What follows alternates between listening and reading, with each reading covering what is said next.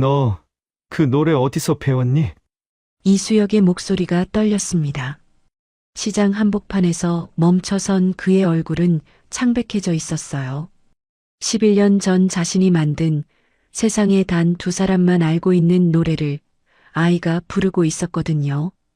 그리고 기타는 어디서 났어? 너 이름이 뭐니? 아이가 들고 있는 낡은 통기타. 헤드 부분에 새겨진 작은 하트 모양의 흠집까지 11년 전 수혁이 직접 강소라에게 선물했던 그 기타였습니다. 11살 아이는 놀란 눈으로 갑자기 나타난 남자를 올려다봤어요. 이시연이요. 아저씨는 누구세요? 사실 이수혁이 이곳에 오게 된 건 불과 몇 시간 전의 일이었어요.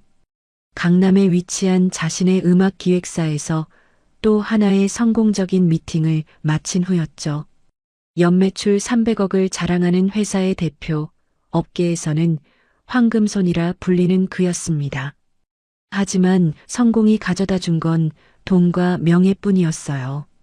마음 한구석에는 늘 채워지지 않는 공허함이 자리 잡고 있었죠. 특히 요즘 들어서는 그 느낌이 더욱 강해졌습니다. 왜 이렇게 허전할까? 매일 밤 혼자 위스키를 마시며 되뇌던 질문이었어요. 그래서 오늘 문득 떠오른 기억을 따라 이 시장까지 왔던 것이죠. 11년 전 이곳에서의 마지막 만남이 선명하게 떠올랐습니다. 그때 수혁은 30살, 음악에 대한 열정으로 가득 찬 청년이었어요. 하지만 현실의 벽 앞에서 좌절하고 있던 시기이기도 했죠. 미국에 가야겠어. 버클리에서 제대로 공부하고 올 거야. 소라에게 했던 말이 귓가에 맴돌았습니다. 당시 연인이었던 강소라는 눈물을 글썽이며 말렸었죠. 꼭 가야 해? 우리 여기서도 충분히 잘할 수 있어. 하지만 수혁은 냉정했습니다. 아니, 냉정한 척했어야 했어요. 성공에 대한 갈망이 사랑보다 컸거든요. 넌 이해 못해. 난 정말 성공하고 싶어. 이런 식으로는 안 돼. 현재로 돌아온 수혁은 시연이의 대답을 기다렸습니다. 가슴이 두근거렸어요. 혹시나 하는 마음과 동시에 두려움도 밀려왔죠. 엄마가 가르쳐줬어요. 시연이의 목소리는 맑고 순수했습니다. 엄마가 이 노래를 많이 불러줬거든요. 슬플 때마다. 그 순간 수혁의 다리에 힘이 빠졌어요. 온몸에 전율이 흘렀습니다. 설마, 정말 설마라는 생각이 머릿속을 가득 채웠죠. 엄마 이름이 뭐니?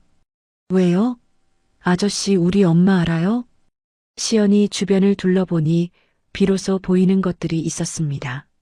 낡은 운동화, 여러 번 기워진 옷, 그리고 앞에 놓인 작은 모자에는 동전 몇 개와 1,000원짜리 지폐 몇 장이 들어 있었어요. 이 아이가 돈을 벌고 있었던 거죠. 11살밖에 안 된 시연이가 길거리에서 노래를 부르며 용돈을 벌고 있었습니다.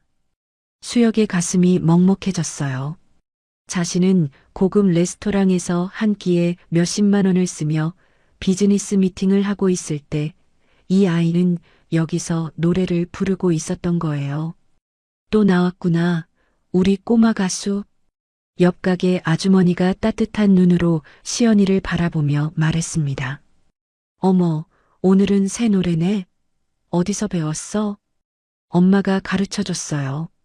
시장 사람들이 하나둘 모여들기 시작했어요. 모두가 이 아이를 아끼는 눈빛이었죠. 엄마 어때? 많이 좋아졌어? 한 아저씨가 걱정스러운 표정으로 물었습니다. 응, 그런 것 같아요. 약 먹고 있어서. 시연이의 대답에서 무언가 슬픈 기운이 느껴졌어요. 수혁은 시연이를 더 자세히 바라봤습니다. 곱슬거리는 머리카락, 또렷한 눈매, 그리고 노래할 때의 표정까지 어딘가 익숙한 면이 있었어요. 특히 노래를 부를 때 눈을 살짝 감고 고개를 기울이는 습관. 11년 전 강소라도 똑같은 습관이 있었거든요. 혹시 엄마 나이가 어떻게 돼? 시연이가 고개를 갸웃거렸어요. 잘 모르겠어요. 아, 근데 아저씨 왜 자꾸 엄마 얘기해요? 수혁의 손끝이 떨렸습니다. 모든 퍼즐 조각이 맞춰지고 있었어요.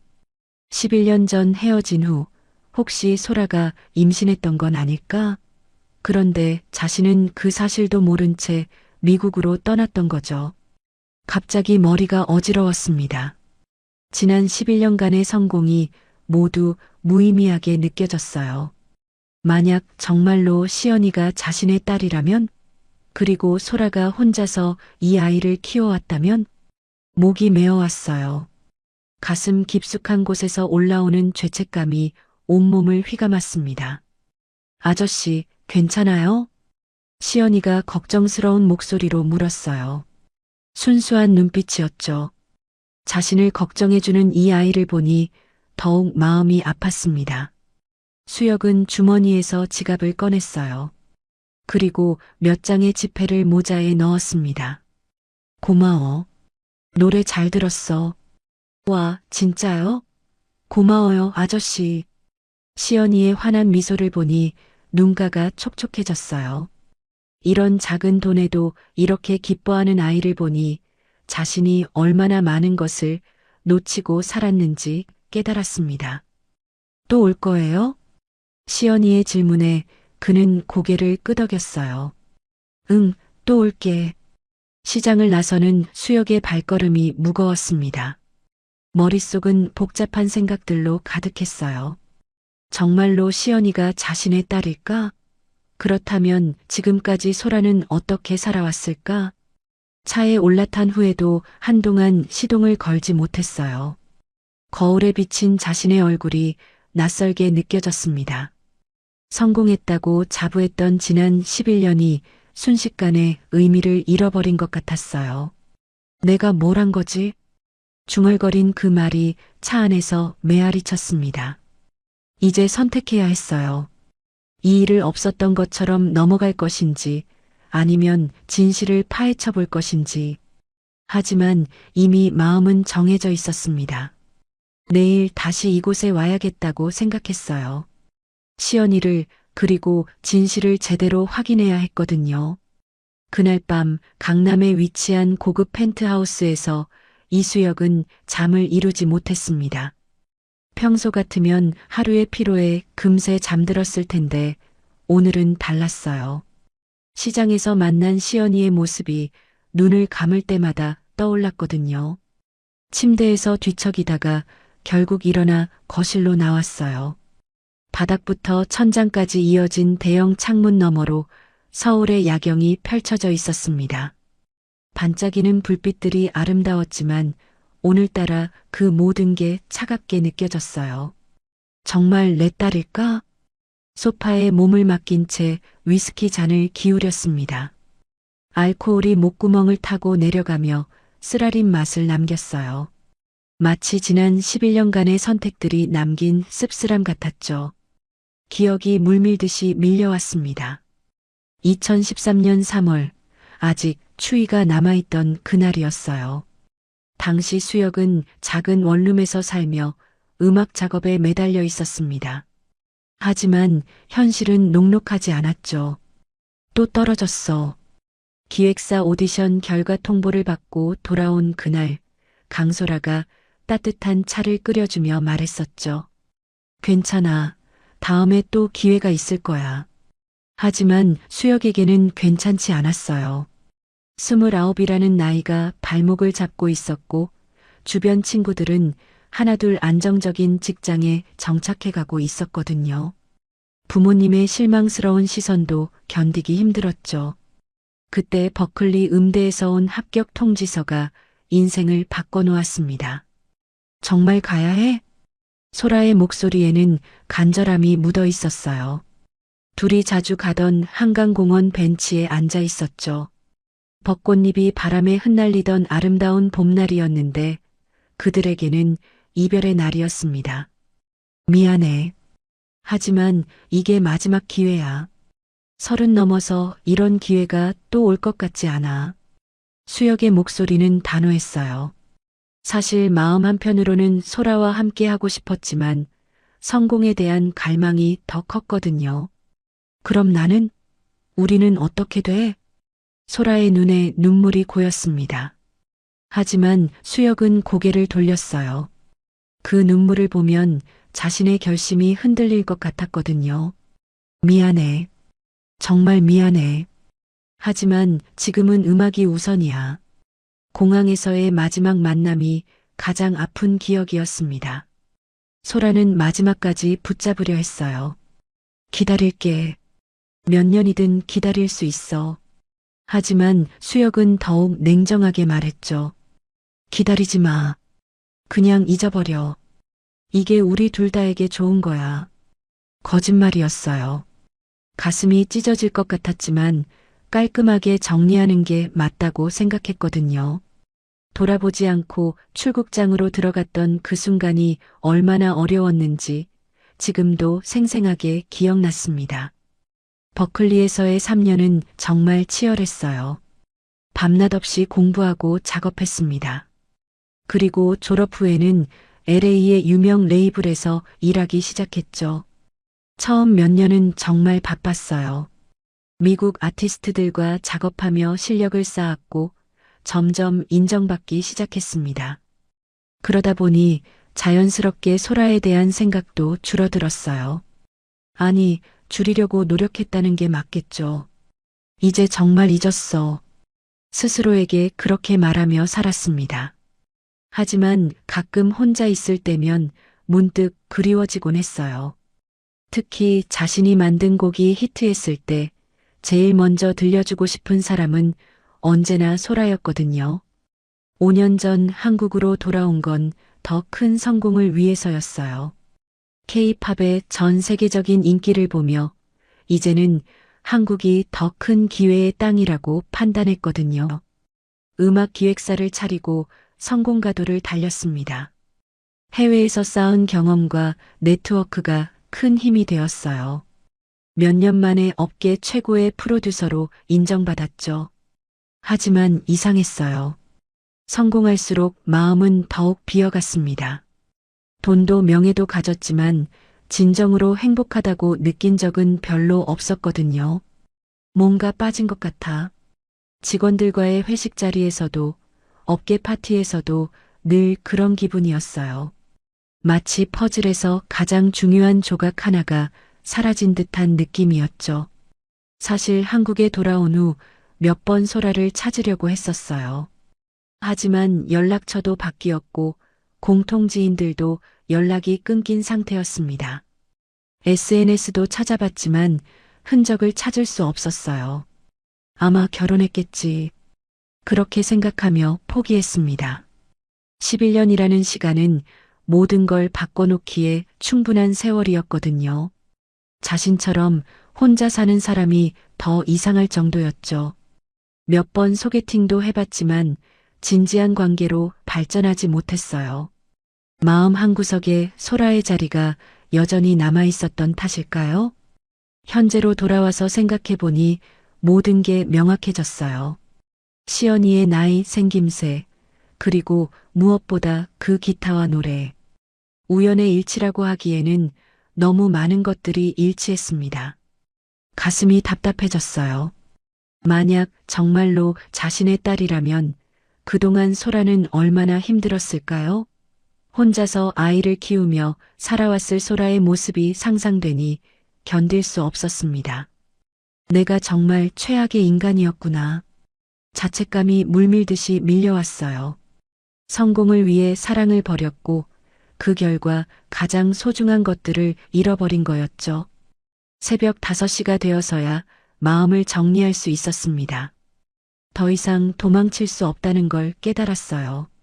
진실이 무엇이든 직면해야 했습니다. 우선 시연이를 다시 만나야 했어요. 그리고 가능하다면 소라도 만나야 했죠. 11년 전 자신이 저지른 실수를 바로잡을 기회가 있다면 무엇이든 해야 했습니다. 스마트폰을 들고 비서에게 메시지를 보냈어요. 오늘 일정 모두 취소해줘. 개인적인 급한 일이 생겼어. 평생 일만 알고 살았던 수혁이 처음으로 일보다 중요한 게 생긴 순간이었습니다.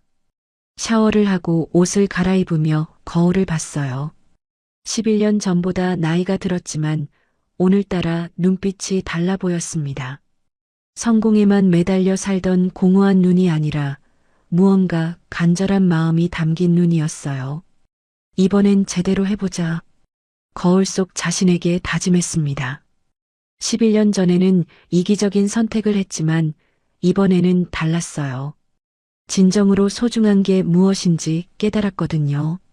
시장으로 향하는 길 마음이 복잡했지만 동시에 기대도 되었어요. 오늘은 어떤 이야기를 들을 수 있을까? 시연이는 자신을 기억하고 있을까? 그리고 가장 중요한 질문, 소라는 과연 어떤 상황에 있을까? 모든 답은 오늘 밝혀질 것 같았습니다. 다음 날 오후 이수혁은 다시 시장을 찾았습니다. 어제와는 다른 복장이었어요. 정장 대신 캐주얼한 청바지와 니트를 입었죠. 너무 눈에 띄지 않으려는 배려였습니다. 하지만 가슴은 여전히 두근거렸어요. 손바닥에 땀이 날 정도로 긴장됐죠. 어제 밤새 생각한 질문들을 어떻게 물어야 할지, 어떤 대답을 들을 수 있을지 온갖 시나리오가 머릿속을 맴돌았습니다. 혹시 오늘은 안 나왔으면 어떡하지? 그런 걱정도 들었어요. 어제는 우연히 만났지만 매일 나오는 건 아닐 수도 있었거든요. 하지만 걱정은 기우였습니다. 어제와 같은 자리에서 익숙한 기타 소리가 들려왔어요. 이번에는 다른 곡이었죠. 역시 수혁이 아는 멜로디였습니다. 저 곡도 11년 전 소라를 위해 만들었던 곡이었어요. 생일 선물로 써준 노래였죠. 당시에는 미완성이었는데 지금 들어보니 완성되어 있었습니다. 시연이는 어제보다 더 자신감 있게 노래하고 있었어요. 목소리도 더 맑고 안정적이었죠. 보는 사람들도 어제보다 많았습니다. 우와, 오늘 노래 정말 좋다. 지나가던 대학생이 감탄하며 1,000원을 넣어줬어요. 노래가 끝나자 수혁은 조심스럽게 다가갔습니다. 시연이는 그를 보더니 환하게 웃었어요. 어제 그 아저씨다. 정말 또 왔네요. 응, 약속했잖아. 오늘은 어떤 노래 불렀어? 엄마가 만든 노래예요.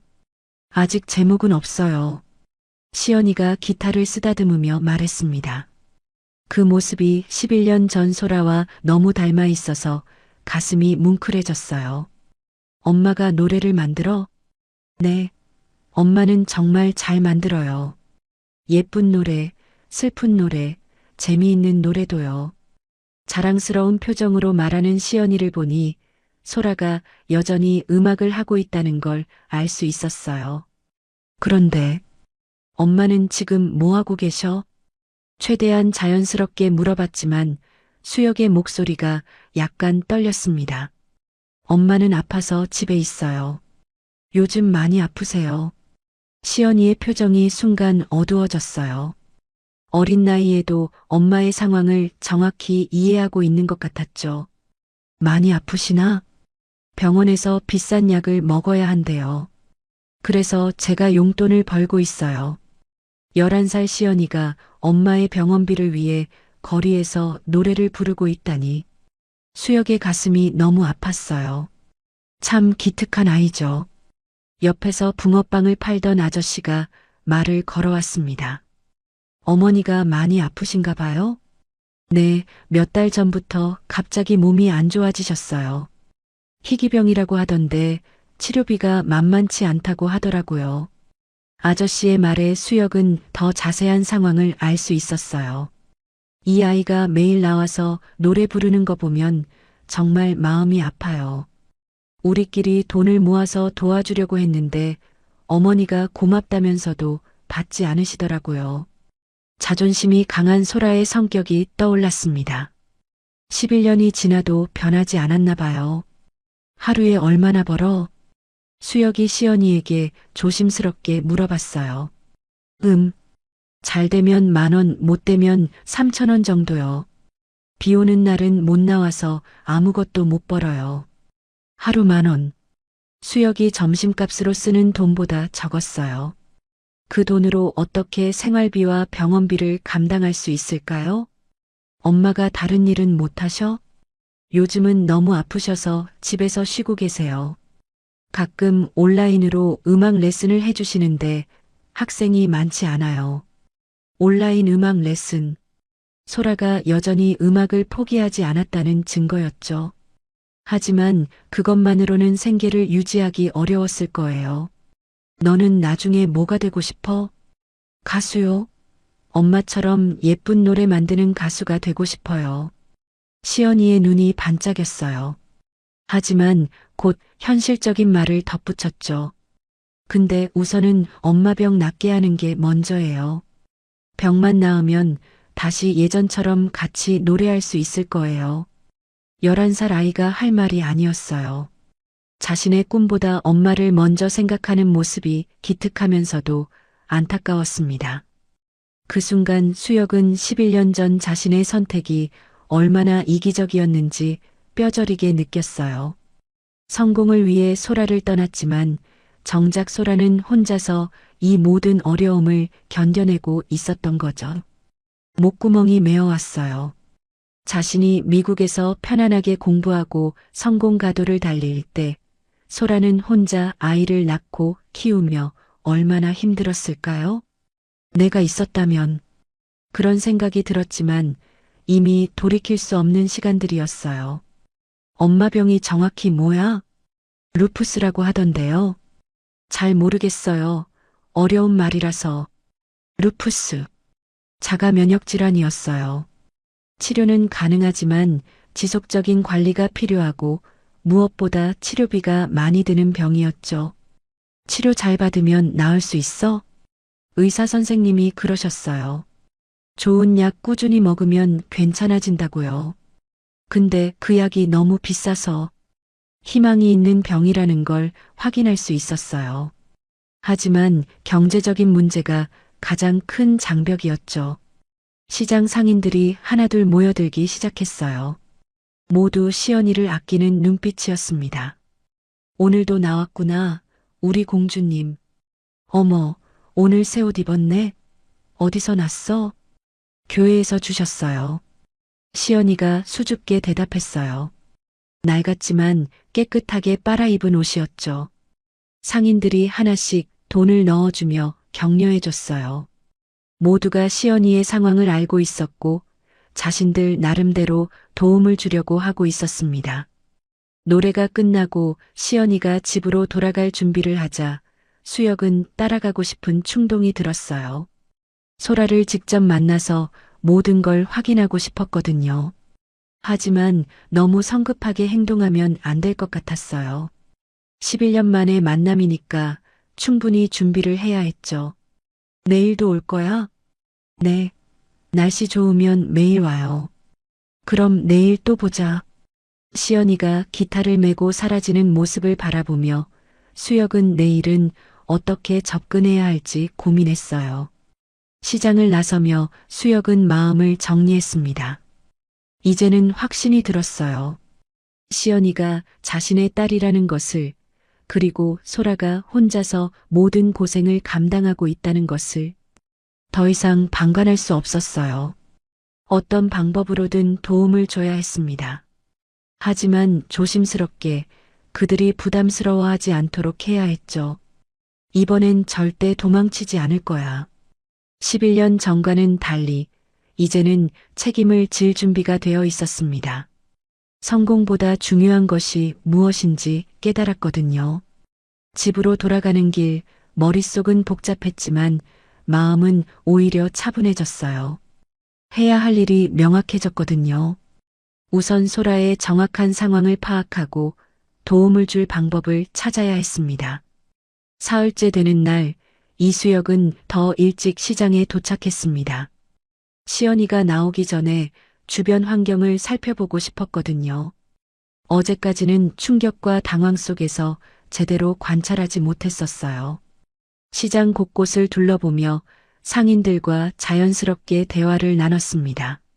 모두가 시연이에 대해 아는 사람들이었어요. 그 작은 몸집으로 매일 나와서 노래하는 모습이 얼마나 인상적이었는지 알 수 있었죠. 정말 착한 아이예요. 어른스럽기도 하고. 과일 가게 아주머니가 말했습니다. 엄마 때문에 저렇게 나와서 고생하는데도 항상 밝게 웃어요. 오후 2시경 시연이가 나타났습니다. 오늘은 어제보다 조금 늦었어요. 얼굴이 평소보다 어두워 보였는데 뭔가 걱정이 있는 것 같았습니다.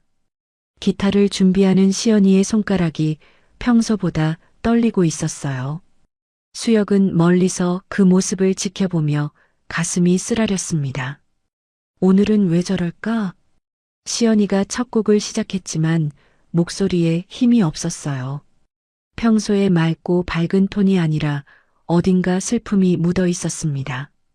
수혁은 더 이상 기다릴 수 없었어요. 조심스럽게 시연이에게 다가갔습니다. 안녕, 시연아. 처음으로 이름을 불러봤어요. 시연이는 고개를 들어 수혁을 바라봤습니다. 아저씨 어떻게 제 이름을 알아요? 어제 다른 분들이 얘기하는 걸 들었어. 오늘은 좀 힘들어 보이는데 괜찮아? 시연이의 눈가가 살짝 붉어져 있었어요. 울었던 흔적이 남아 있었습니다. 엄마가 어젯밤에 많이 아팠어요. 시연이의 목소리가 작아졌습니다. 병원에 가고 싶어 하셨는데 돈이 없어서 못 갔어요. 제가 번 돈으론 부족해서 11살 아이가 이런 걱정을 해야 한다니. 수혁의 마음이 무너져 내렸어요. 자신의 딸이 이런 고생을 하고 있다는 현실이 받아들여지지 않았습니다. 그래서 오늘은 더 열심히 노래해서 돈을 많이 벌어야 해요. 시연아, 잠깐만. 수혁은 지갑에서 10만 원을 꺼냈습니다. 시연이에게는 너무 큰 돈이었지만 지금 당장 필요한 금액이었어요. 이건 뭐예요?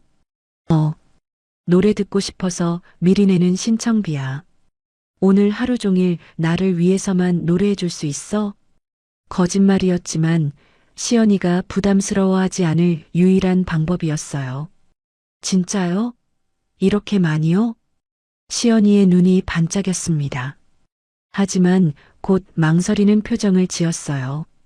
근데 이게 맞나요? 너무 많은 것 같아서. 괜찮아. 나도 음악 일을 하거든. 좋은 노래를 들으면 그만한 값어치를 해주고 싶어. 수혁이 말하자 시연이는 고개를 끄덕였어요. 그럼 정말 열심히 불러드릴게요. 엄마한테 배운 노래 다 불러드릴 수 있어요. 그 순간 수혁은 가슴이 뭉클해졌어요.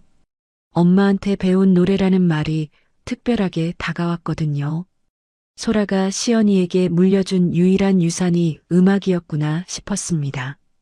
시연이는 정말로 다양한 노래를 불러줬어요. 수혁이 만든 곡들도 있었고 소라가 새롭게 만든 곡들도 있었습니다. 하나하나 듣다 보니 소라의 11년간의 삶이 느껴졌어요. 이 노래는 엄마가 제가 태어났을 때 만들어주신 거예요. 시연이가 부른 자장가 같은 멜로디. 가사는 단순했지만 깊은 사랑이 담겨 있었습니다. 엄마는 언제부터 아프셨어? 수혁이 조심스럽게 물어봤어요. 작년부터요. 처음엔 그냥 피곤한 줄 알았는데 점점 심해졌어요. 병원에서 검사받고 나서 알았죠. 시연이가 대답하는 동안 수혁은 계산을 해봤어요. 작년이면 자신이 한국에 돌아온 지 4년 후였습니다.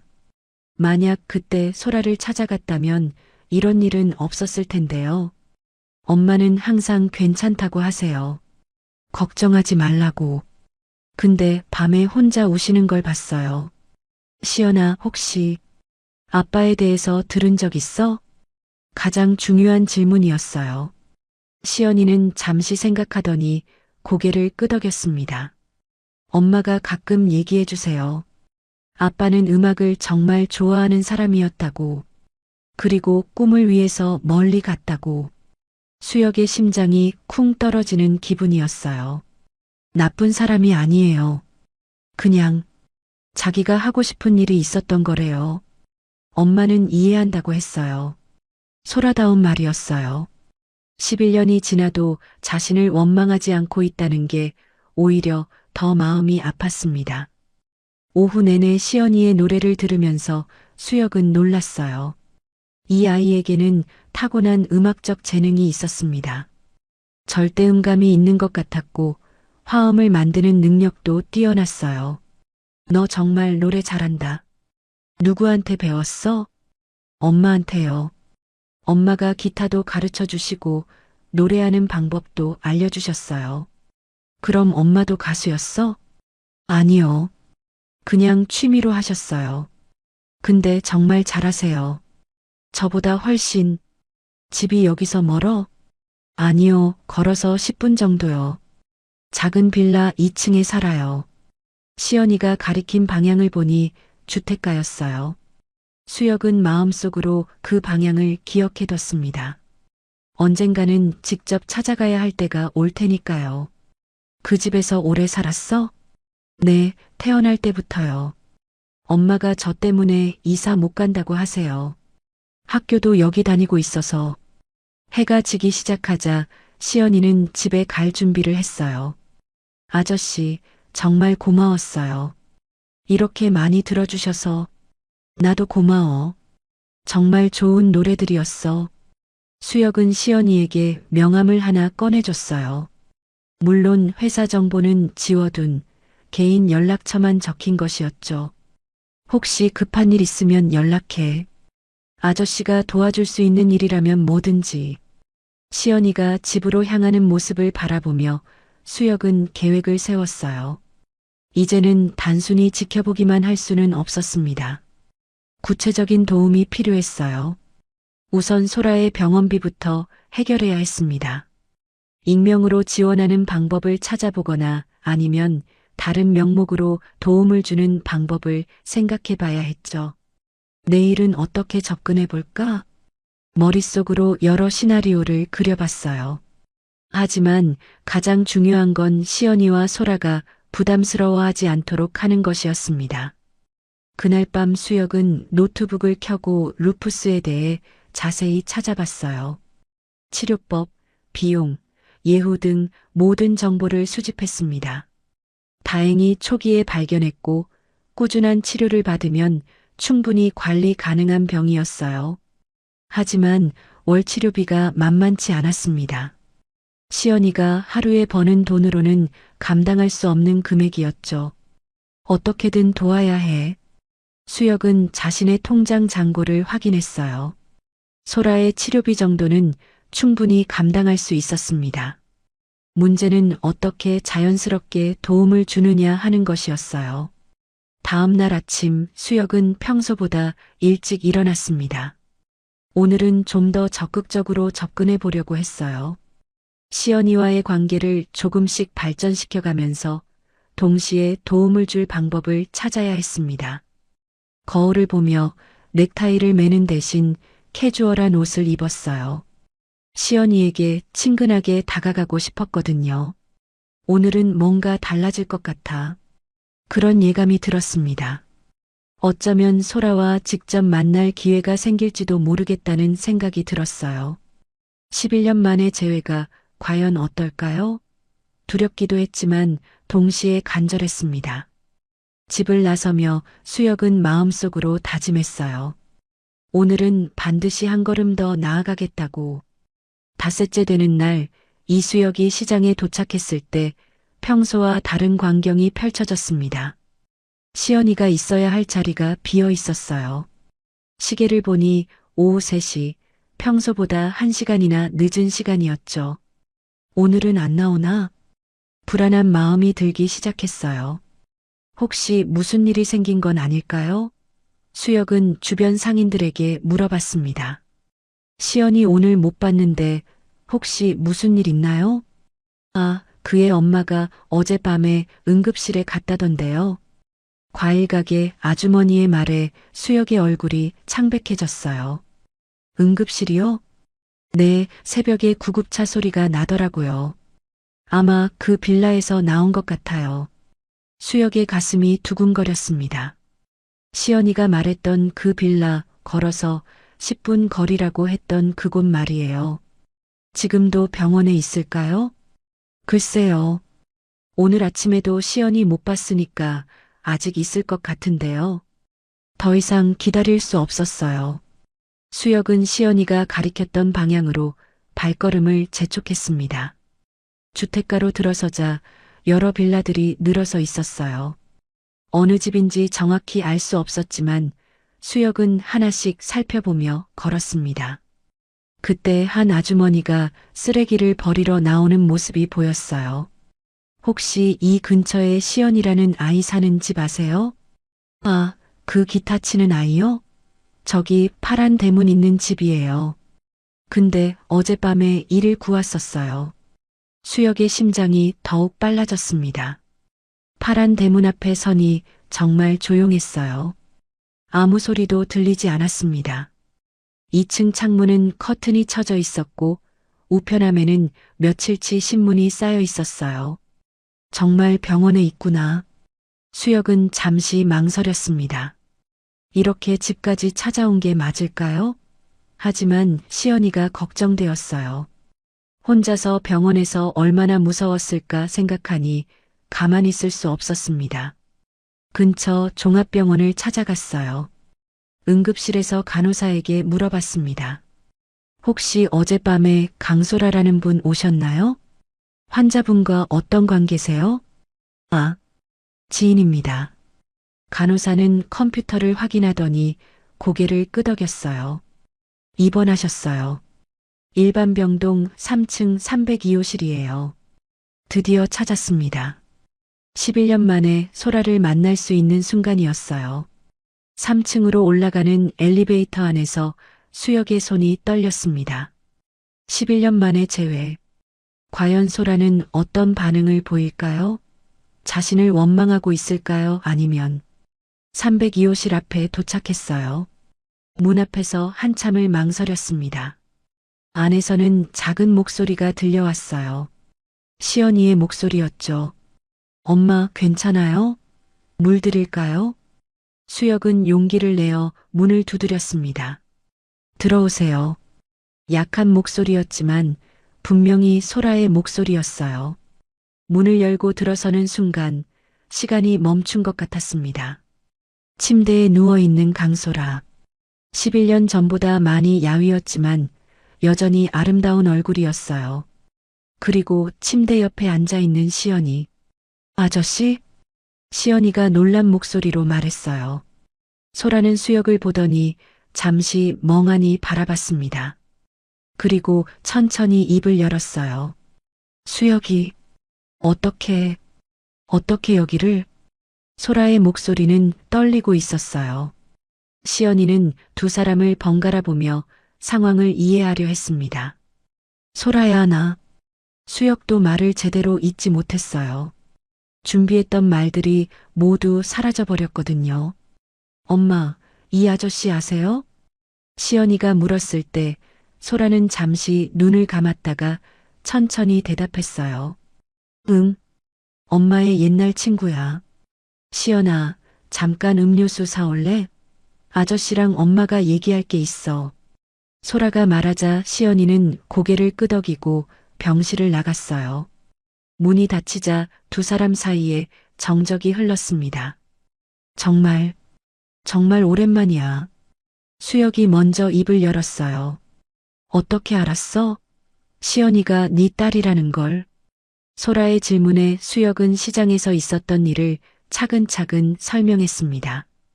기타를 보고 노래를 듣고 점점 확신하게 된 과정을 말이에요. 왜 말하지 않았어? 임신한 걸 왜 말하지 않았냐고. 수혁의 목소리에는 절망이 묻어 있었어요. 말했다고 달라졌을까? 넌 이미 떠나기로 결심했었잖아.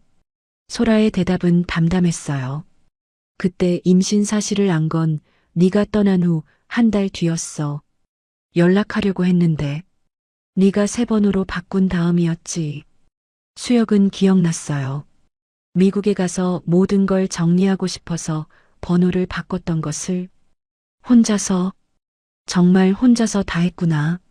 처음엔 힘들었어. 하지만 시연이가 태어나고 나서는 괜찮았어. 이 아이 때문에 살아야겠다는 생각이 들었거든. 소라의 눈에는 눈물이 고여 있었어요.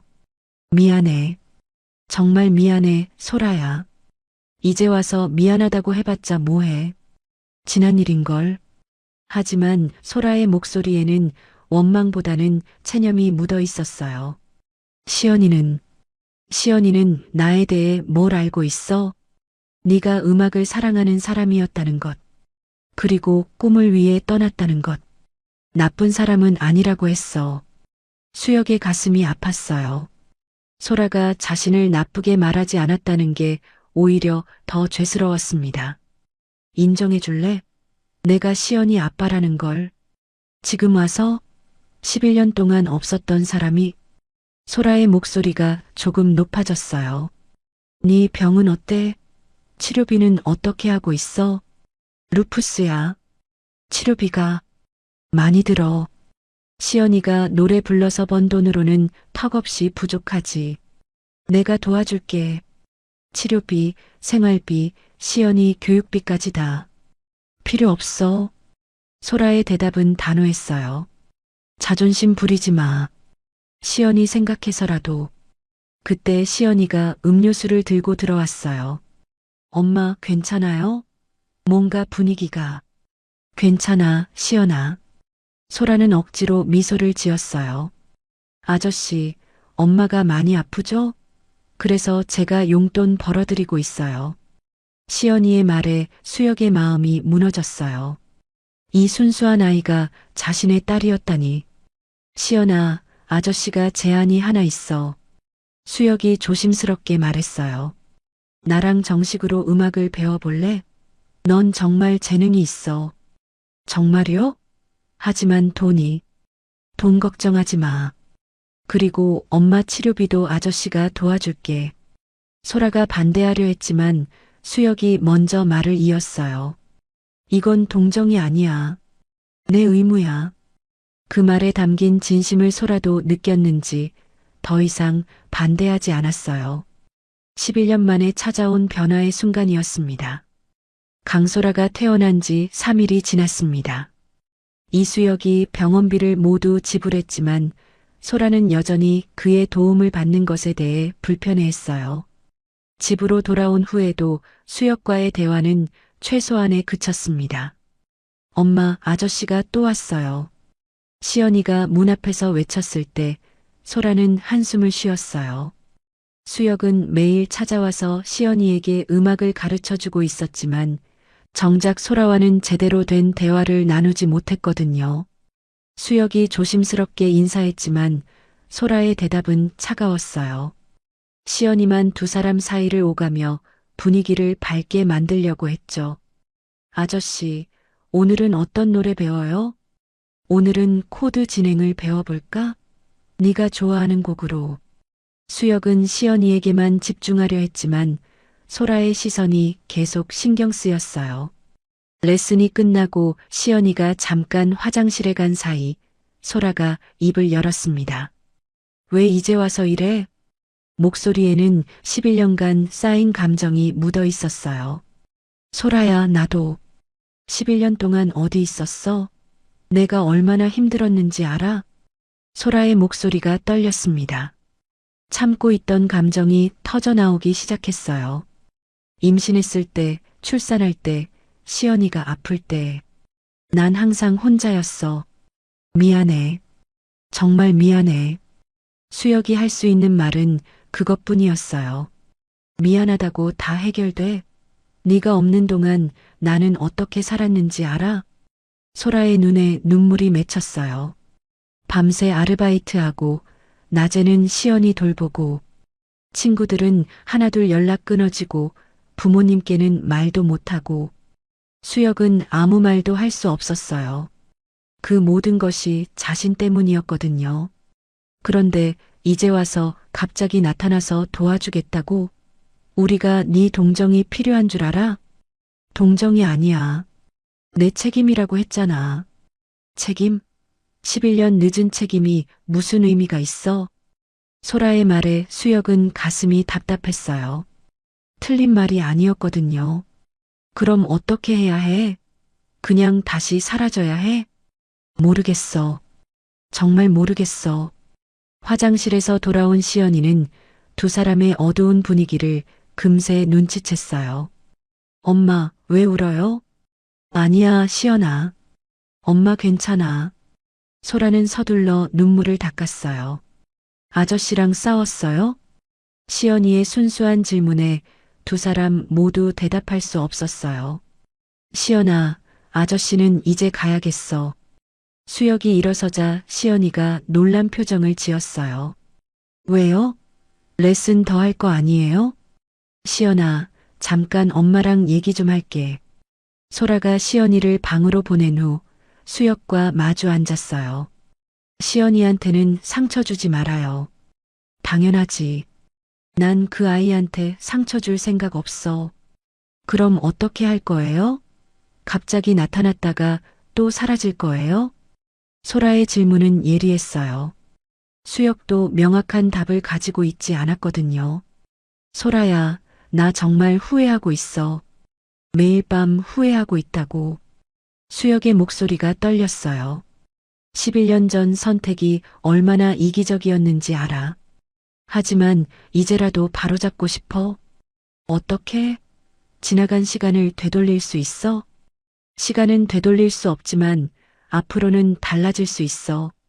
시연이의 아빠로서 그리고 뭐? 소라가 날카롭게 물었어요. 난 아직도 널 사랑해. 수혁의 고백에 소라는 당황했어요. 그런 말 하지 마요. 지금 상황에서 그런 말은 무책임해요. 무책임한 게 아니야. 진심이야. 진심? 11년 동안 어디 있던 진심이 갑자기 나타났다고요? 소라는 일어서서 창문 쪽으로 등을 돌렸어요. 우리 다시 시작할 수 없을까? 수혁의 말에 소라는 쓴웃음을 지었어요. 다시 시작? 우린 이미 끝난 사이예요. 11년 전에 끝났어요. 하지만 시연이가 있잖아. 우리 딸이. 시연이는 제가 혼자 키웠어요. 당신의 딸이기 전에 제 딸이에요. 소라의 말은 단호했어요. 그때 시연이가 방에서 나와 두 사람을 바라봤어요. 정말 아저씨가 제 아빠예요? 충격적인 질문이었어요. 시연이는 문틈으로 대화를 들었던 거죠. 시연아. 소라가 당황했지만 시연이는 계속 물었어요. 그럼 왜 지금까지 안 왔어요? 저희가 싫었어요? 시연이의 눈에 눈물이 고였어요. 싫어서가 아니야, 시연아. 아빠가 몰랐어. 수혁이 설명하려 했지만 시연이는 고개를 저었어요. 거짓말이에요. 엄마가 많이 아픈데도 안 왔잖아요. 시연아, 아빠는 정말. 아빠라고 말하지 마세요. 시연이가 소리치며 방으로 뛰어들어갔어요. 문 닫히는 소리가 크게 울렸습니다. 이제 됐죠? 시연이까지 상처받게 했어요. 소라의 목소리는 차가웠어요. 소라야, 시간을 줘. 시연이한테 천천히 설명할게. 시간? 더 이상 우리한테 혼란만 주지 마요. 나는 진심이야. 진짜로 우리 가족이 되고 싶어. 가족? 11년 늦은 가족이요? 그럼 어떻게 하면 돼? 내가 어떻게 해야 용서받을 수 있어? 수혁의 절박한 목소리에 소라는 잠시 말을 잃었어요. 모르겠어요. 정말 모르겠어요. 시간을 줘. 내가 바뀔 수 있다는 걸 보여줄 시간만 줘. 시연이가 더 상처받으면 그때는 정말 끝이에요. 소라의 경고는 분명했어요. 수혁은 집을 나서며 복잡한 심정이었어요. 시연이의 거부감, 소라의 차가운 태도, 그리고 자신에 대한 실망감이 뒤섞였습니다. 하지만 포기할 수는 없었어요. 이제 막 찾은 가족을 다시 잃을 수는 없었거든요. 어떻게든 방법을 찾아야 해. 밤하늘을 올려다보며 다짐했어요. 11년 전의 실수를 바로잡기 위해서는 더 많은 시간과 노력이 필요하다는 걸 깨달았습니다. 하지만 이번에는 절대 포기하지 않겠다고 마음먹었어요. 차가운 바람이 뺨을 스쳤지만 수혁의 마음속에는 여전히 희망의 불씨가 타오르고 있었습니다. 며칠이 지났지만 상황은 나아지지 않았습니다. 시연이는 이수혁을 피했고 강소라는 더욱 차갑게 대했어요. 수혁이 찾아와도 시연이는 방에서 나오지 않았죠. 시연아, 아저씨가 왔어. 소라가 불러도 대답이 없었어요. 안 나올 거예요. 며칠째 저러고 있어요. 소라의 목소리에는 피로감이 묻어 있었어요. 딸의 마음을 어루만져주고 싶지만 자신도 복잡한 감정 때문에 힘들었거든요. 내가 들어가서 얘기해 볼게. 안 돼요. 더 상처받을 수도 있어요. 그때 소라가 갑자기 비틀거렸어요. 얼굴이 창백해지면서 숨을 가쁘게 몰아쉬었습니다. 소라야. 수혁이 급히 소라를 부축했어요. 괜찮아요. 그냥 조금 어지러워서. 하지만 소라의 상태는 명백히 좋지 않았어요. 손이 차갑고 식은 땀이 흘렀습니다. 병원 가야 해. 지금 당장. 아니에요. 괜찮아요. 소라가 고집을 부렸지만 수혁은 이미 119에 전화를 걸고 있었어요. 엄마. 시연이가 방에서 나와 쓰러져가는 소라를 봤어요. 순간 모든 감정을 잊고 엄마에게 달려갔습니다. 엄마, 왜 이래요? 엄마. 시연이의 목소리는 울음이 섞여 있었어요. 시연아, 괜찮아. 엄마 괜찮아. 소라는 의식을 잃어가면서도 딸을 안심시키려 했어요. 구급차가 도착했고 세 사람은 응급실로 향했습니다. 시연이는 수혁의 손을 꽉 잡고 있었어요. 루푸스가 급격히 악화됐습니다. 신장에도 영향을 미치기 시작했어요. 의사의 말에 수혁의 얼굴이 일그러졌어요. 그게 무슨 뜻이에요? 즉시 입원해서 강한 치료를 시작해야 합니다. 하지만 비용은 걱정하지 마세요. 최선의 치료를 해주세요. 수혁이 단호하게 말했어요. 혹시 수술이 필요할 수도 있습니다. 신장 이식까지 고려해야 할 수도 있어요. 의사의 추가 설명에 시연이가 무너졌어요. 수술? 엄마한테 수술이요? 시연아, 괜찮을 거야. 의사 선생님이 최선을 다해 주실 거야. 수혁이 시연이를 안아주며 위로했어요. 하지만 수술비가 수천만 원이 필요할 거예요. 간호사가 조심스럽게 말했습니다. 제가 더 열심히 노래할게요. 하루 종일 노래해서 돈 벌어 올게요. 시연이가 울면서 말했어요. 시연아, 그런 게 아니야. 아니에요. 제가 더 일찍 많이 벌었어야 했는데. 제가 못나서 엄마가 아픈 거예요. 11살 아이가 자신을 탓하는 모습에 수혁의 마음이 찢어졌어요. 시연아, 네 잘못이 아니야. 절대로. 다음 날부터 시연이는 새벽부터 밤늦게까지 시장에서 노래를 불렀어요. 목이 쉬어도 손가락이 아파도 멈추지 않았습니다. 시연아, 그만 쉬어. 너무 무리하지 마. 상인들이 걱정했지만 시연이는 고개를 저었어요. 안 돼요. 엄마 수술비 벌어야 해요. 하루 종일 불러도 몇만 원이 고작이었어요. 수술비와는 너무나 큰 차이였죠. 수혁은 멀리서 그 모습을 지켜보며 가슴이 아팠어요. 병원비 익명으로 후원하고 싶은데요. 수혁이 병원 원무과에 전화했어요. 죄송하지만 환자나 보호자 동의 없이는 어려워요. 그럼 어떻게 해야 하나요? 직접 환자분께 말씀하시거나 보호자 동의서를 받아오셔야 해요. 하지만 소라는 의식이 없는 상태였고 시연이에게 말하기도 어려웠어요. 소라가 의식을 되찾았을 때 수혁이 수술비 지원을 제안했어요. 절대 안 돼요. 소라의 대답은 단호했어요. 왜? 네 생명이 걸린 문제야. 당신 돈으로 제가 살아나면 평생 빚진 채로 살아야 해요. 빚이 아니야. 내 의무라고 했잖아. 의무요? 11년 늦은 의무를 지금 와서? 소라는 여전히 완고했어요. 계속된 무리로 시연이도 쓰러졌어요. 탈수와 과로였죠. 시연아. 수혁이 응급실로 데려갔을 때 시연이는 의식이 몽롱했어요. 엄마. 엄마는 괜찮아요? 시연아, 넌 왜 이렇게까지 해? 엄마가 죽으면 전 어떡해요? 시연이의 울음소리에 수혁의 가슴이 무너져 내렸어요. 의사가 수혁을 따로 불렀어요. 환자분 상태가 많이 안 좋아졌어요.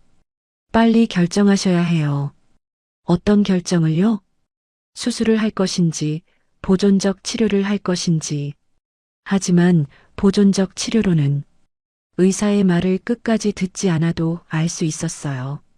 시간이 얼마 남지 않았다는 뜻이었죠. 소라야, 제발 수술 받아. 시연이를 생각해서라도. 수혁이 간절히 말했어요. 시연이 때문에 더 받을 수 없어요. 그 아이한테 당신 덕분에 엄마가 살았다는 부담을 줄 수 없어요. 그럼 시연이가 엄마를 잃는 게 나아? 적어도 떳떳하게 기억될 수 있잖아요. 소라의 고집은 여전했어요. 시연이가 병실로 뛰어들어왔어요. 엄마, 제발 수술 받아요. 시연아, 아저씨가 도와주신다니까요. 제발 받아요. 시연이가 무릎을 꿇고 빌었어요. 그 돈은 나중에 제가 다 갚을게요. 평생 걸려서라도 갚을게요. 11살 아이의 간절한 부탁에 소라의 마음이 흔들리기 시작했어요.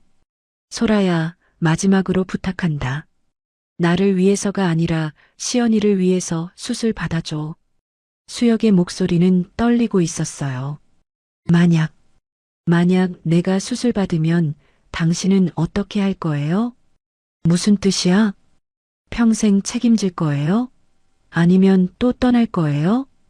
이번에는 소라가 수혁의 진심을 확인하고 싶어 했어요. 절대 떠나지 않을게.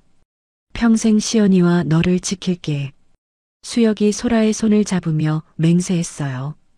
만약 다시 저희를 버리면 그런 일은 없을 거야. 이번엔 달라. 소라는 오랫동안 수혁의 눈을 바라봤어요. 그리고 천천히 고개를 끄덕였습니다. 알겠어요. 수술 받을게요. 그 순간 시연이가 엄마를 꽉 안았어요. 수혁도 두 사람을 바라보며 눈물을 흘렸습니다. 드디어 희망의 빛이 보이기 시작했어요. 하지만 이제 진짜 시험이 시작될 때였습니다. 수술이 성공할지, 그리고 정말로 이들이 가족이 될 수 있을지는 아직 미지수였거든요. 강소라의 수술이 내일로 예정되었습니다. 이수혁은 병원 복도에서 밤을 새우고 있었어요. 시연이는 엄마 침대 옆에서 잠들어 있었고, 소라는 천장을 바라보며 깨어 있었습니다. 내일이면 모든 게 결정되겠네. 소라가 작은 목소리로 말했어요. 잘 될 거야. 꼭 잘 될 거야. 수혁이 대답했지만 목소리에는 불안감이 묻어 있었어요. 만약에 수술이 실패하면. 그런 말하지 마. 수혁이 소라의 말을 막았어요. 수혁아, 정말로 미안해. 소라가 갑자기 사과했어요. 무슨 소리야? 미안할 건 나지. 아니야. 11년 동안 시연이 아빠로 살 기회를 주지 않았잖아. 내 고집 때문에. 소라의 눈에 눈물이 맺혔어요. 내가 연락처를 바꾸지 않았다면, 내가 먼저 찾으려고 했다면. 이제 와서 그런 얘기 말자. 중요한 건 앞으로야. 사실 말이야. 나 정말 많이 원망했어. 소라가 진솔하게 털어놨어요. 네가 성공했다는 소식 들을 때마다, 방송에 나오는 걸 볼 때마다 왜 우리는 버리고 갔을까 싶었어. 수혁의 가슴이 아팠어요. 그런데도 시연이한테는 내 얘기를 좋게 해줬구나. 그 아이한테 아빠를 미워하라고 할 수는 없었어. 그건 내 감정이지 시연이가 짊어질 짐은 아니잖아. 수술실 앞에서 세 사람이 마지막 작별 인사를 나눴어요. 엄마, 꼭 깨어나요. 약속해요. 시연이가 엄마의 손을 꽉 잡았어요. 당연하지. 엄마가 우리 시연이 두고 어디 가겠어? 소라가 미소를 지으며 딸의 머리를 쓰다듬었어요. 아빠도 기다리고 있을게요. 시연이가 처음으로 수혁을 아빠라고 불렀어요. 수혁의 눈에 눈물이 고였습니다. 수술이 시작되고 몇 시간 후 병원 원무과에서 수혁을 찾았어요. 죄송합니다만 수술비 관련해서 문제가 있습니다. 무슨 문제요? 익명 후원자가 나타났는데 전액을 지불하겠다고 하시네요. 그런데 이미 선생님이 지불하신 상황이라 수혁은 당황했어요. 누가 그렇게 큰 돈을 익명으로 후원한다는 걸까요? 그분이 누구시죠? 익명이라서 저희도 모릅니다. 다만 메모를 남기셨어요. 간호사가 건넨 메모에는 이렇게 적혀 있었어요. 시장에서 노래하는 천사 같은 아이와 그 어머니를 위해 음악은 세상을 구원합니다. 수혁은 깨달았어요. 시연이의 노래를 들었던 누군가가 도움을 준 것이었죠. 이런 일이 마음이 뭉클했어요. 시연이의 순수한 마음이 결국 많은 사람들을 움직인 거였어요. 수술이 잘 진행되고 있습니다. 의사가 중간 보고를 해줬어요. 예상보다 상태가 좋네요. 다행히 신장 손상이 생각보다 심하지 않습니다. 시연이가 안도의 한숨을 쉬었어요. 그럼 엄마가 완전히 나을 수 있어요? 시간이 걸리겠지만 충분히 회복 가능할 것 같습니다. 수술 소식이 알려지면서 시장 상인들이 하나둘 병원으로 찾아왔어요. 우리 시연이 엄마 어때? 수술 잘 되고 있대요. 다행이다. 그 착한 아이가 얼마나 걱정했을까. 모든 사람들이 시연이 가족을 걱정하고 있었어요. 수혁은 이런 따뜻한 마음들을 보며 감동받았습니다. 수술이 계속되는 동안 수혁은 시연이와 진솔한 대화를 나눴어요. 아빠, 정말로 저희가 싫어서 간 게 아니에요? 절대 아니야. 아빠는 그때 너무 어리석었어. 꿈만 보고 정말 소중한 걸 놓쳤지. 그럼 이제는 안 떠날 거예요? 절대 안 떠나. 평생 시연이 곁에 있을 거야. 수혁이 시연이를 꽉 안아줬어요. 수술이 성공적으로 끝났습니다. 의사의 발표에 모든 사람들이 환호했어요. 완전히 회복되려면 시간이 걸리지만 생명에는 지장이 없습니다. 시연이가 수혁의 품에서 울음을 터뜨렸어요. 기쁨의 눈물이었죠. 엄마가 살았어요. 정말 살았어요. 그래, 엄마가 괜찮아졌어. 수혁도 눈물을 흘리며 딸을 달래줬어요. 소라가 깨어났을 때 시연이와 수혁이 침대 옆에 있었어요. 엄마, 시연아, 엄마 괜찮아. 소라의 목소리는 약했지만 따뜻했어요. 수혁아, 고마워. 정말 고마워. 당연한 거야. 우리 가족인데. 그 말에 소라가 미소를 지었어요. 오랜만에 보는 진심 어린 미소였죠. 소라야, 정말 미안해. 11년 늦었지만 진심으로 사과할게. 수혁이 소라의 손을 잡으며 말했어요. 나도 미안해. 너무 완고하게 굴었어. 이제 다시 시작할 수 있을까? 시간이 필요해. 하지만 시도해 볼 수는 있을 것 같아. 소라의 대답에 희망이 보였어요. 앞으로는 진짜 가족이 되자. 수혁이 두 사람의 손을 잡으며 말했어요. 시연이한테 정말 좋은 아빠가 될게. 저도 좋은 딸이 될게요. 시연이가 밝게 웃으며 말했어요. 그리고 우리 세 명이서 함께 음악해요.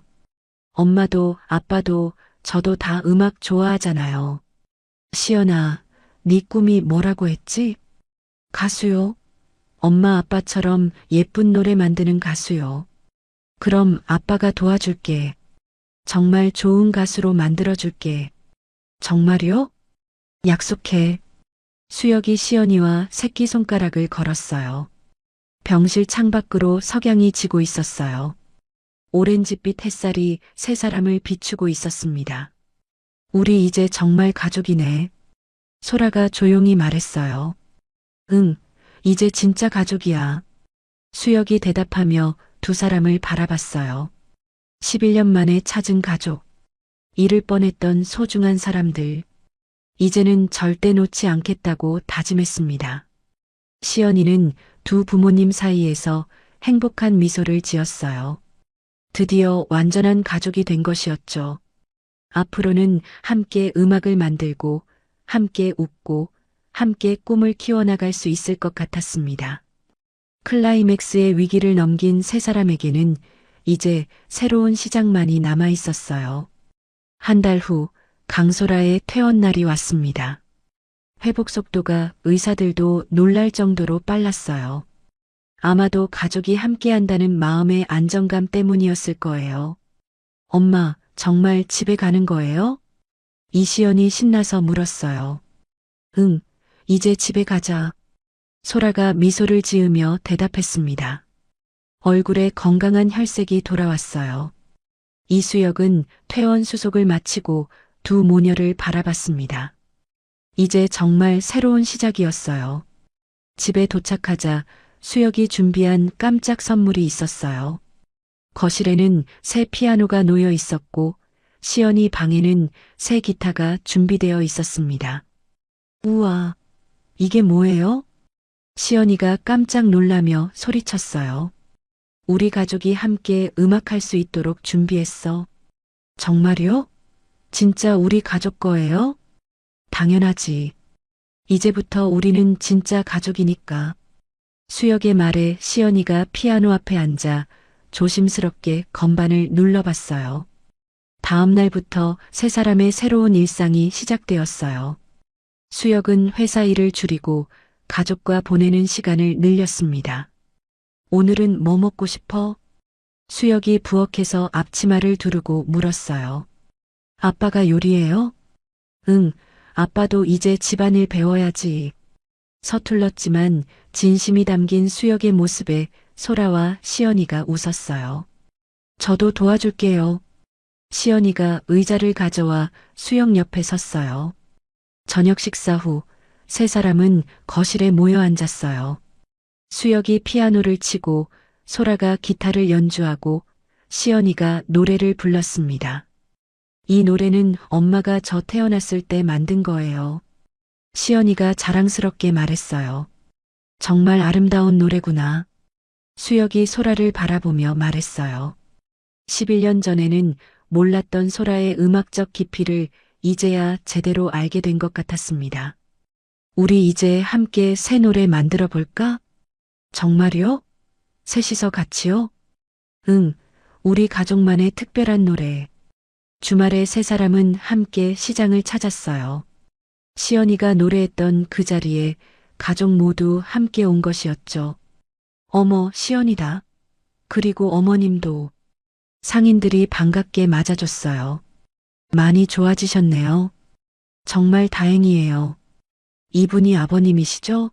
시연이가 많이 닮았네요. 사람들의 따뜻한 관심에 수혁은 고마움을 느꼈어요.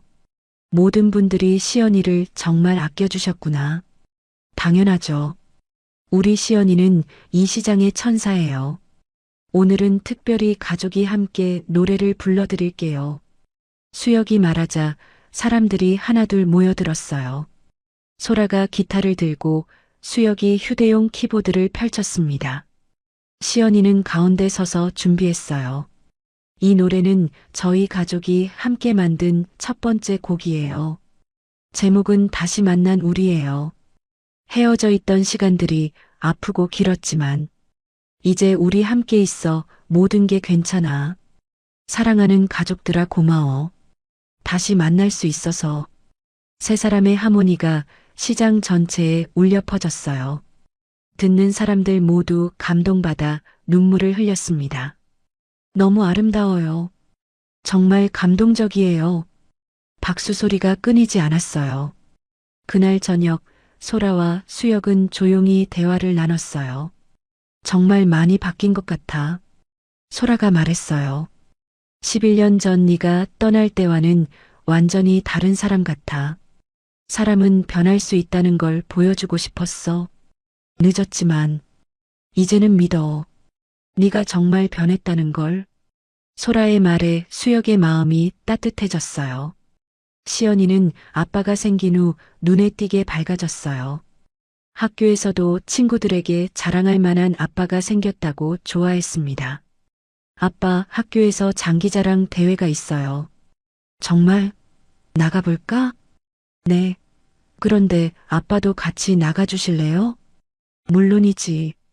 우리 가족이 함께 나가자. 엄마도요? 당연하지. 우리는 이제 팀이니까. 소라야, 제안이 하나 있어. 수혁이 조심스럽게 말을 꺼냈어요. 뭔데? 우리 함께 음악학교를 만들어 보는 게 어떨까? 시연이 같은 아이들을 위한 음악학교? 응. 경제적으로 어려운 아이들도 음악을 배울 수 있는 곳. 너의 교육 경험과 내 업계 경험을 합치면 좋은 곳을 만들 수 있을 것 같아. 소라의 눈이 반짝였어요. 좋은 생각이네. 시연이도 좋아할 것 같아. 시연아, 아빠, 엄마가 의논할 게 있어. 세 사람이 거실에 둘러앉았어요. 우리가 음악학교를 만들려고 하는데 어떻게 생각해? 정말요? 우와. 시연이가 박수를 쳤어요. 그럼 저처럼 돈이 없어서 음악 못 배우는 친구들도 올 수 있어요? 맞아. 모든 아이들이 음악을 배울 수 있는 곳으로 만들 거야. 너무 좋아요. 저도 도와줄 수 있어요? 그럼 우리 가족이 함께 운영하는 거네요? 응. 아빠는 음악 프로듀싱을, 엄마는 기본 교육을, 시연이는. 저는 뭘 해요? 너는 우리 학교의 첫 번째 학생이자 홍보대사야. 홍보대사요? 네 이야기만큼 감동적인 홍보는 없을 거야. 수혁의 말에 시연이가 자랑스러워했어요. 다음 주부터 세 사람은 본격적으로 음악학교 준비에 들어갔어요. 장소 물색부터 교육과정 설계까지 모든 걸 함께 했습니다. 여기는 어때? 수혁이 건물 하나를 보여줬어요. 시장에서 가깝고 아이들이 오기에도 좋은 것 같아. 저도 이곳이 좋아요. 제가 노래했던 곳이 보여요. 시연이가 창밖을 가리키며 말했어요. 어느 날 저녁 소라가 수혁에게 말했어요. 고마워. 정말 고마워. 뭐가? 우리를 포기하지 않아서, 끝까지 노력해줘서, 당연한 거야. 사랑하니까. 나도 다시 사랑할 수 있을 것 같아. 그 말에 수혁의 눈에 눈물이 고였어요. 진정한 용서와 새로운 시작이었습니다. 우리 정말 행복하네. 시연이가 두 부모님 사이에 껴앉으며 말했어요. 응, 이제 정말 완전한 가족이야. 소라가 시연이의 머리를 쓰다듬었어요. 앞으로는 더 행복할 거야. 우리 세 명이 함께니까. 수혁이 두 사람을 꼭 안아줬어요. 거실에는 따뜻한 조명이 켜져 있었고 피아노 위에는 세 사람이 함께 만든 악보가 놓여 있었어요. 11년 만에 다시 완성된 가족의 모습이었습니다. 이제 정말 새로운 시작이었어요. 과거의 상처는 치유되었고 미래에 대한 희망이 가득했습니다. 음악으로 다시 하나가 된 가족의 이야기가 이제 진짜 시작되는 것이었죠. 오늘 시연이의 이야기 어떠셨나요? 이야기가 재밌으셨다면 구독과 좋아요 부탁드려요. 그리고 지금 이 순간 어디서 무엇을 하며 들어주고 계신지 댓글로 나눠주세요. 여러분의 이야기도 궁금하거든요. 여러분 가정에 따뜻한 행복이 가득하시길 바라며 오늘도 시청해주셔서 감사합니다.